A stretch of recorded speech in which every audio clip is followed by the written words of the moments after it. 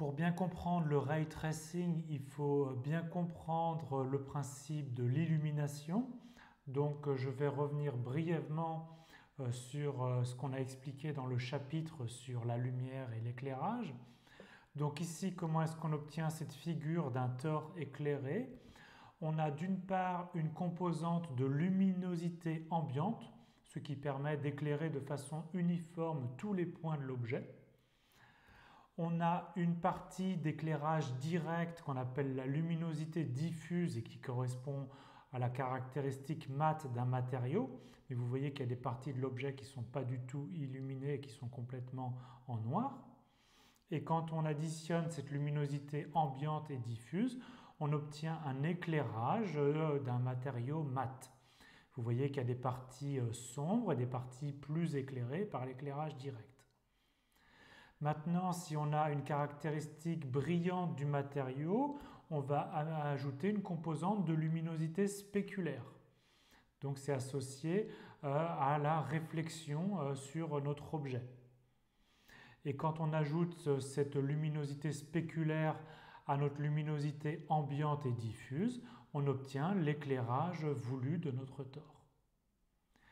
Donc si on reprend une autre image ici d'un cône éclairé, on retrouve bien sûr l'éclairage direct ici de la partie du haut du cône, mais notre cône il n'est pas complètement éclairé par cet éclairage direct. Cependant, on perçoit quand même une couleur en dehors de l'éclairage du cône grâce à la luminosité ambiante.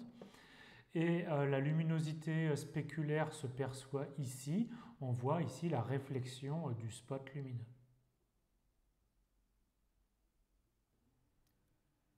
Notre modèle d'illumination est donc formé de trois composantes qui permettent de calculer la couleur perçue d'un objet en un point.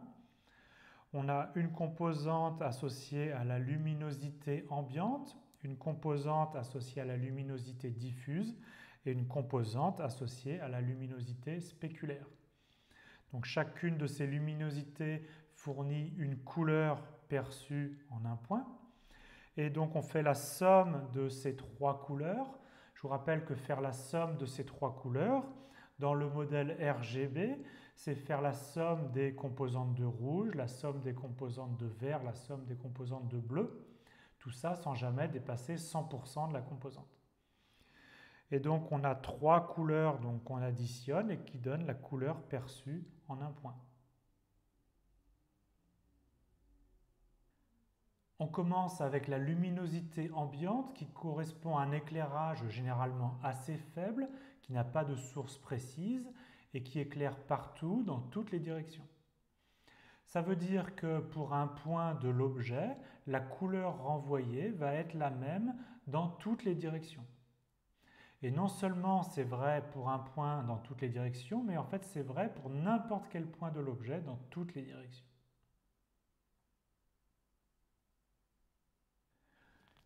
Voici la formule de la couleur associée à la luminosité ambiante. Donc cette couleur se calcule d'abord par un facteur d'intensité de la source lumineuse, qui est donc un nombre réel.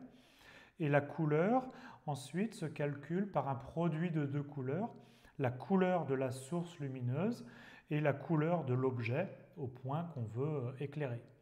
Je vous rappelle que le produit de couleurs dans le modèle RGB, c'est faire le produit des composantes de rouge, le produit des composantes de verte et le produit des composantes de bleu.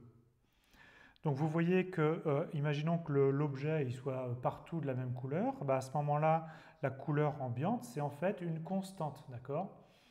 Puisque ça ne dépend pas de la position de l'objet, ça ne dépend pas de l'origine de la source lumineuse, il n'y a pas d'origine de cette source lumineuse, c'est une luminosité ambiante, et ça ne dépend pas non plus de la position de l'observateur.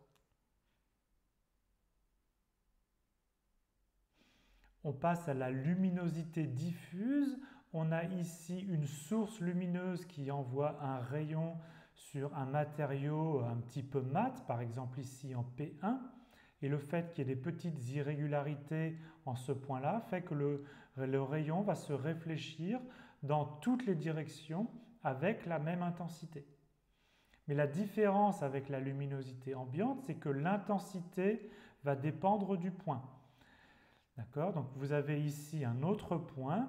Le rayon lumineux est réfléchi dans toutes les directions avec une autre intensité. Alors c'est la même ici pour tous les rayons issus du point P2, mais ce n'est pas la même intensité que pour P1. Et donc cette intensité dépend de l'orientation du rayon lumineux par rapport à la face, ou si vous voulez, de l'orientation du rayon lumineux par rapport à la normale à la face. Voici la formule de la couleur associée à la luminosité diffuse. Donc cette formule, on retrouve pas mal de choses qu'on a retrouvées dans la luminosité ambiante. Donc la couleur diffuse dépend bien sûr de l'intensité de la source lumineuse. Ça dépend de la couleur de la source lumineuse et bien sûr de la couleur de l'objet au point considéré. Et on fait le produit des couleurs comme précédemment. Maintenant, il y a un nouveau facteur qui apparaît qu'on va expliquer. Donc imaginons qu'on veut éclairer cette face-là et plus précisément, on veut déterminer la couleur de ce point sur la face ici horizontale. Donc en ce point, on a deux vecteurs. On a un vecteur unitaire L1 dirigé vers la source lumineuse et on a un vecteur unitaire N1 qui est orthogonal à notre face horizontale. Et donc, on module l'intensité par un facteur L scalaire N, qui est donc tenir compte de l'orientation de notre face par rapport à notre rayon lumineux. Alors, on fait un maximum entre notre produit scalaire et 0 pour ne pas avoir d'intensité négative. Et donc, cette modulation fait que les faces qui sont situées directement face au rayon sont plus éclairées que les faces qui sont un petit peu penchées par rapport au rayon.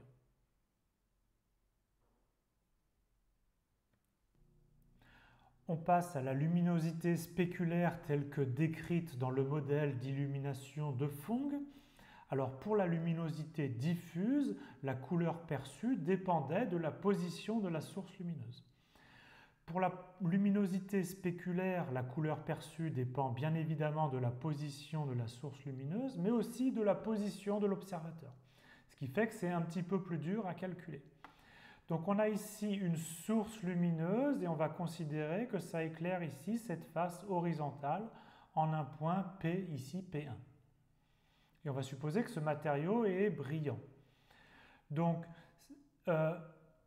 issu de P1, on trace un vecteur unitaire L1 dirigé vers la source lumineuse. Et si on avait un matériau parfaitement réfléchissant comme un miroir, le rayon donc collinéaire à L1, il se réfléchirait en un rayon collinéaire à R1, qu'on appelle axe principal de réflexion. Et R1, c'est le vecteur obtenu de L1 par symétrie par rapport à la normale ici, donc par rapport au vecteur N1 qui est orthogonal à la face. Mais si le matériau n'est pas parfaitement comme un miroir, on va principalement avoir des rayons réfléchis suivant l'axe principal de réflexion, mais aussi dans une moindre intensité dans toutes les directions. Et donc maintenant, la couleur perçue, au moins dans son intensité, va dépendre de la position de l'observateur. Donc si vous avez un observateur ici qui est quand même assez éloigné de l'axe principal de réflexion, il va en fait recevoir la couleur perçue en P1 avec très peu d'intensité. Alors qu'un observateur qui serait presque dans l'axe de réflexion recevrait la couleur perçue en P1 avec le maximum d'intensité.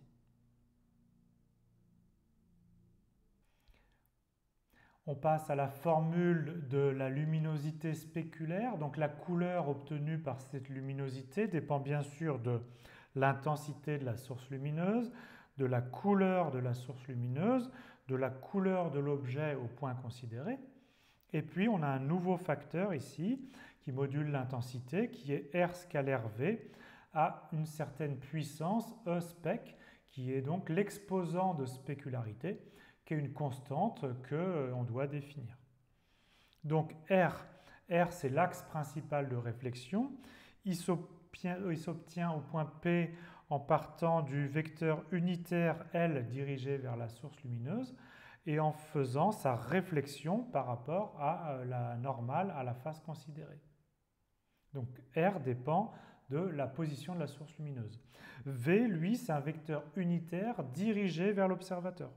Donc V, lui, dépend bien sûr de la position de l'observateur.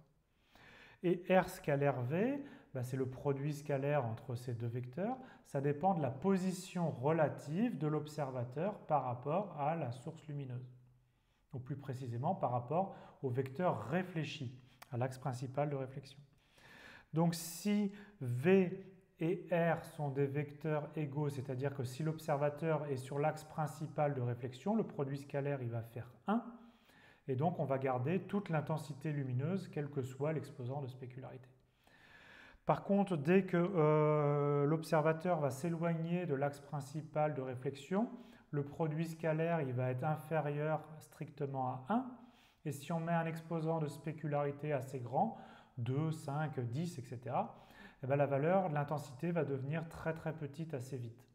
Et donc, on va apercevoir la spécularité uniquement si on est très proche de l'axe principal de réflexion.